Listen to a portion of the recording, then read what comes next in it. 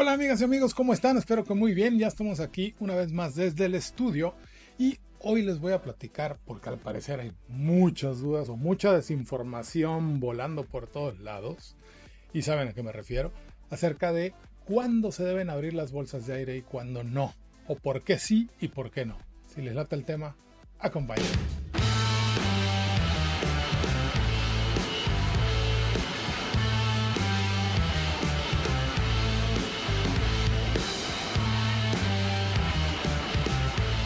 Pues sí, como les digo, hoy les quiero platicar acerca de esto. Cuándo las bolsas de aire se deben de abrir en un choque y cuándo no.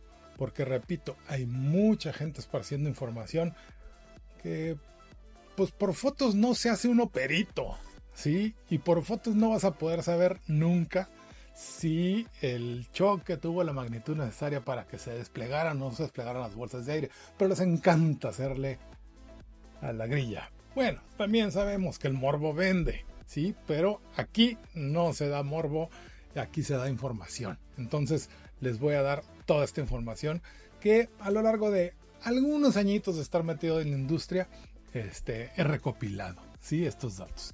Pero bueno, primero vamos a platicar de cómo es un sistema de bolsas de aire, un sistema de seguridad pasiva. Y miren, pues aquí tenemos el sistema de seguridad de un auto.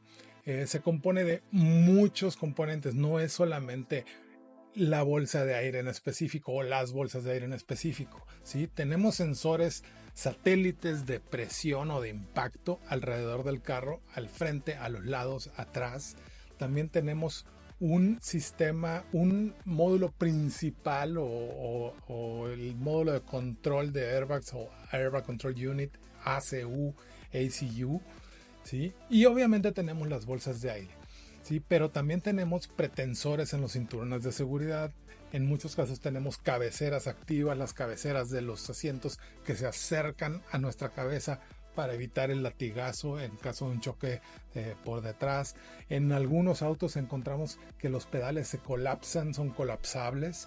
En otros casos también la columna de la dirección es colapsable. Entonces todos esos componentes conjuntan el sistema, ¿sí?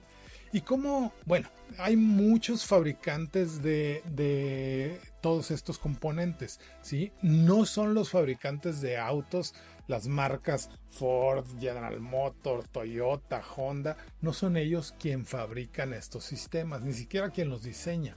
Los fabrican y los diseñan proveedores de la industria, gigantes, en muchos casos más grandes que las mismas armadoras, ¿sí? Como, bueno, tenemos a Continental, Bosch, Denso, ZF, Toyota Gosei, perdón, Aptiv, Takata, Autoliv, Joyson Safety Systems y muchísimos otros, ¿sí? Estos son solo algunos de los que de los más grandes, digamos, proveedores de estos componentes, de estos sistemas. Y ellos diseñan los sistemas y los producen con base en las especificaciones que las marcas les dan de los autos y obviamente ciertas pruebas de choque y datos que se recopilan de ellas, etcétera, ¿sí? ¿Por qué?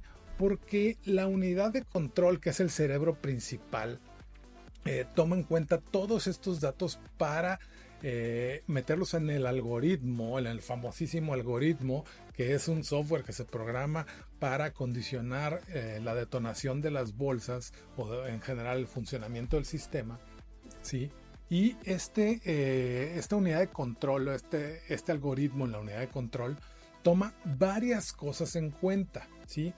La masa, el momento y las características del vehículo, ¿sí? La mayoría, lo que es masa y características del vehículo en general, vienen de parte de las armadoras, de las marcas, ¿sí? Con base en las pruebas de choque, en las características de absorción de impacto de la carrocería, de la estructura, etcétera. Y obviamente el momento que lleva el auto al momento de ir trasladándose, de ir moviéndose, para calcular la magnitud del evento. Esto es lo más importante, o es lo que más dudas causa, o es lo que más confusión genera, o es lo que más morbo genera a la hora de ver una foto de un auto con el frente despedazado y que no se abrieron las bolsas de aire. Entonces, la magnitud del evento, vamos a platicar mucho ahorita de esto. Obviamente también toma en cuenta otras cosas, como el ángulo de la desaceleración o el ángulo del impacto, ¿sí? No es lo mismo chocar de frente totalmente que chocar medio de frente, o chocar de lado o de esquina o por atrás, etcétera. Entonces el ángulo de esa aceleración también es tomado en cuenta por la unidad de control. Obviamente también la posición y el peso de los ocupantes influye. Hay sensores en los carriles donde va el asiento montado y donde se recorre, donde dice que tanto pesa el ocupante, en muchos casos también la posición del ocupante y obviamente si está usando o no está usando el cinturón de seguridad. ¿Por qué? Esto es muy importante para el funcionamiento del sistema. ¿Sí? Recuerden que una bolsa de aire se abre a una velocidad de 300, 400 kilómetros por hora. ¿Sí? Imagínense una almohada suavecita de plumas, pero que les den la cara a 400 kilómetros por hora. Es lo mismo que haría una bolsa de aire. El cinturón de seguridad sirve obviamente para no salir despedidos en caso de un impacto, pero también nos sirve para desacelerarnos o hacer más lenta nuestra llegada hacia el frente, hacia el volante o hacia la bolsa de aire o hacia el tablero. Entonces eso da tiempo a que la bolsa de aire se abra, se despliegue y uno llegue a la bolsa de aire, no la bolsa de aire llegue a uno. En resumen, es como si la bolsa de aire se inflara para recibirnos al momento del impacto, ¿sí? No se infla para hacernos rebotar hacia atrás al momento de un impacto. Entonces es muy importante el uso del cinturón de seguridad. Y no solo es importante, es imprescindible para el funcionamiento de la bolsa de aire. Una bolsa de aire no se va a desplegar si no está el cinturón puesto, ¿sí? Si no tiene el cinturón colocado. Entonces, para la gente que le gusta manejar sin el cinturón de seguridad o con el cinturón de seguridad nada más conectado, pero van encima del cinturón, bueno, eso no les va a ayudar, no les va a salvar la vida, pero cada quien valora su vida como sea. Entonces ahora vamos a la magnitud del evento. ¿Cómo se calcula o qué se toma en cuenta? Mucha gente dice, es que yo iba a 100 kilómetros por hora, choqué y bla, bla, bla. Es muy poco probable, o es poco probable, no voy a decir muy poco, que al momento del impacto, ¿sí? Al momento de que su auto hace contacto con el objeto que está enfrente, vayan a esa misma velocidad. ¿Por qué? Porque por muy lentos que sean, por muy, dormidos que fueran o borrachos, qué sé yo, ustedes van a pisar el freno, probablemente muy tarde, pero van a pisar el freno y eso va a hacer que el auto desacelere muchísimo. ¿Sí? Obviamente sí hay muchos choques en los que se dan de una manera que el conductor ni siquiera frenó, ¿sí? Pero en el 99% de los casos el conductor frena antes del impacto y el auto se desacelera muchísimo antes del impacto. Entonces, que ustedes volteen a ver el velocímetro y diga cierta velocidad antes de un impacto, quiere decir que ustedes también tuvieron oportunidad de frenar, de reaccionar, frenar y su auto de desacelerar un poco o un mucho, no lo sé, dependiendo del tiempo y la distancia, el peso del auto, el tipo de llantas, la condición del pavimento y muchas otras. Entonces, bueno, la magnitud del evento es muy raro que coincida la percepción de la persona con la magnitud real del evento. Y la magnitud, para efectos de que una bolsa de aire despliegue o no despliegue, se calcula como una unidad, como se le llama delta V, ¿sí? O delta V. ¿Qué es esto? Es el diferencial entre la velocidad inmediata anterior al evento o al impacto y la actual, sea cuando sea medida durante el impacto, ¿sí? No sé si les quede claro, pero a fin de cuentas se mide una aceleración negativa o una desaceleración, un frenado, ¿sí? Cuando uno choca, uno se frena contra el auto de enfrente, pero se frena a un rate o a una relación que va aumentando poco a poco, ¿sí? Estamos hablando de milisegundos, pero aún así esa desaceleración va aumentando poco a poco. Entonces, el sistema de airbag o la unidad de control constantemente está midiendo ese delta V, que es la desaceleración que uno está teniendo. Incluso cuando va uno en carretera o en la calle, que pisa uno, sube uno un tope o pisa uno una imperfección, el auto se siente como un muy ligero golpecito. Ese golpecito también lo va midiendo el módulo de control. Si todo eso constantemente va midiendo esa desaceleración, y cuando esa desaceleración se incrementa exponencialmente, quiere decir que hay un golpe o hay un impacto o hay una frenada demasiado brusca, una desaceleración muy brusca. Ese es el delta V, la relación a la que el auto empieza a desacelerar conforme el tiempo. Todos estos datos han sido estudiados y medidos desde hace mucho tiempo, obviamente por los fabricantes de autos, por los desarrolladores de los sistemas de seguridad, pero también por instituciones, digamos, oficiales como la NHTSA o la Euro NCAP, la Global NCAP. Y en este caso yo les voy a poner dos ejemplos de dos estudios, uno de la NHTSA, que es la Administración Nacional para el Tráfico y la Seguridad en las Carreteras de los Estados Unidos, y otro de la Biblioteca Nacional de Medicina, ¿sí? En específico de la Asociación para la Mejora de la Medicina en los Autos, ¿sí? Que no quiere decir medicamentos, quiere decir la seguridad en los autos, a fin de cuentas, ¿no? La NHTSA mide la probabilidad de lesiones de esa desaceleración o de esa delta V, ¿sí?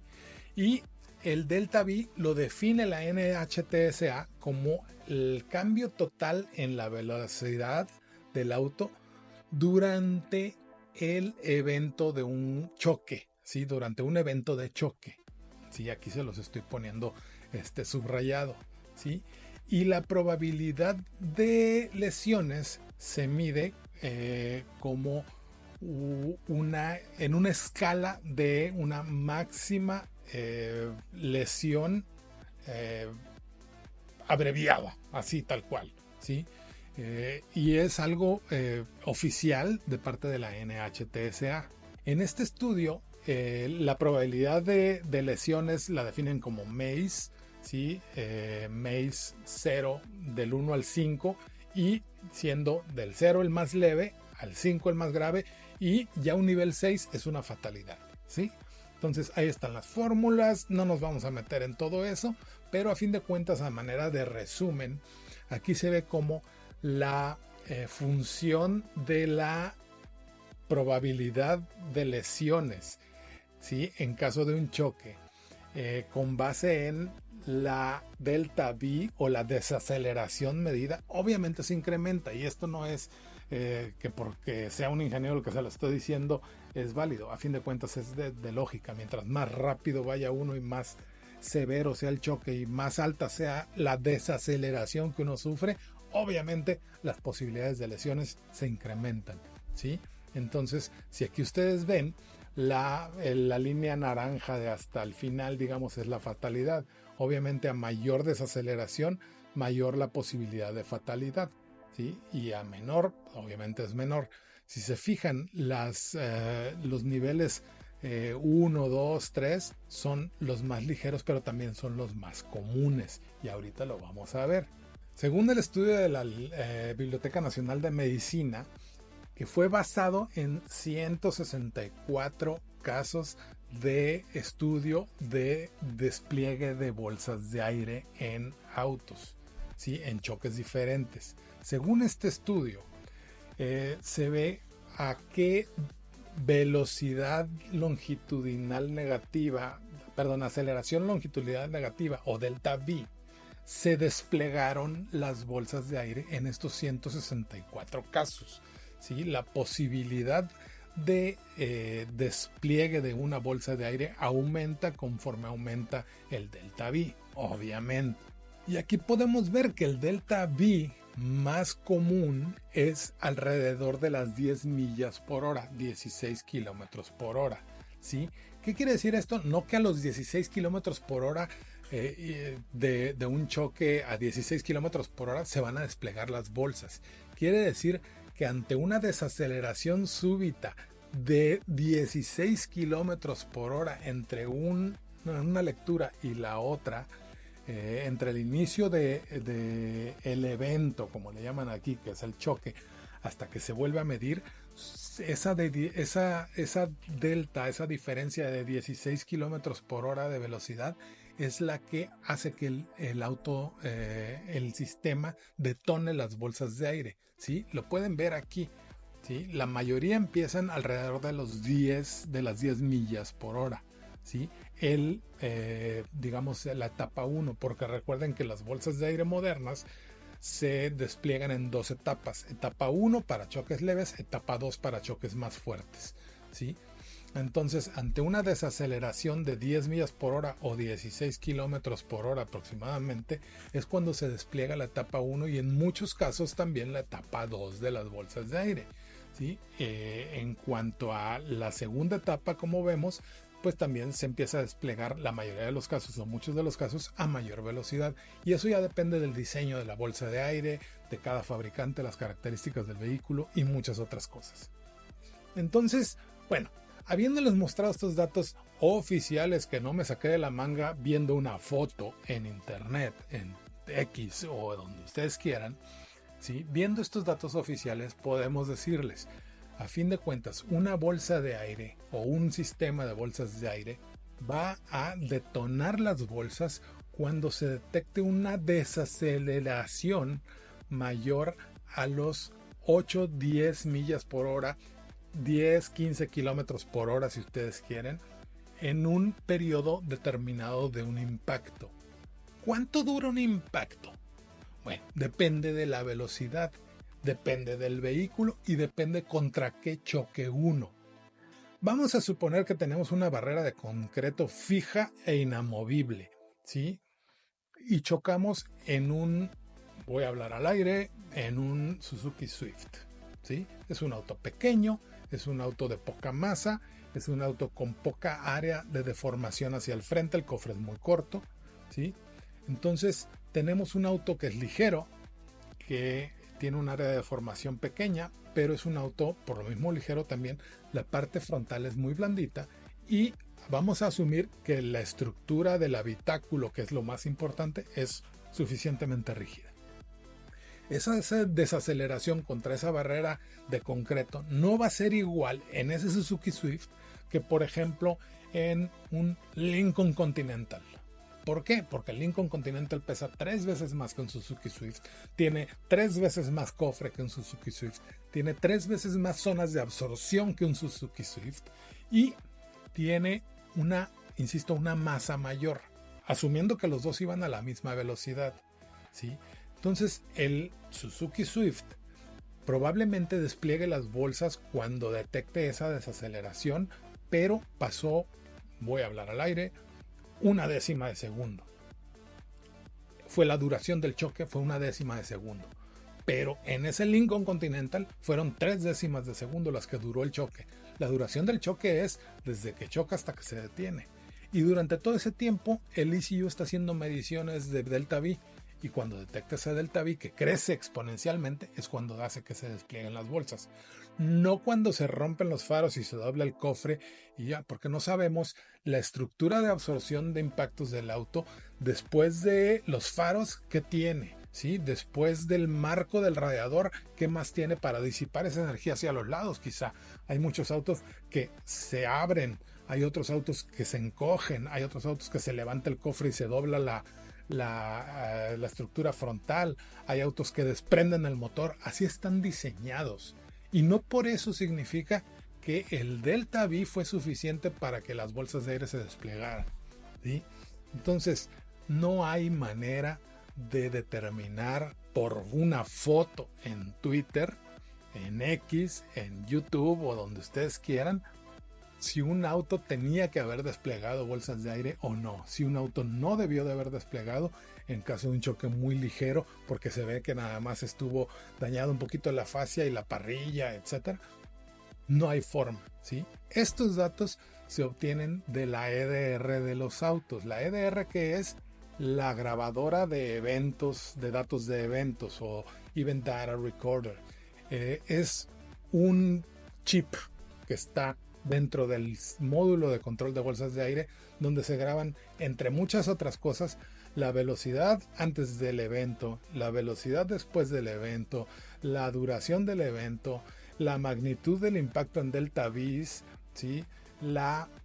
El valor de delta vis, perdón, si los ocupantes estaban usando cinturón o no, cuáles ocupantes, cuáles asientos iban ocupados, incluso se llegaban datos que pudieran no tener nada que ver con el choque, como si traía las luces encendidas, si tenía los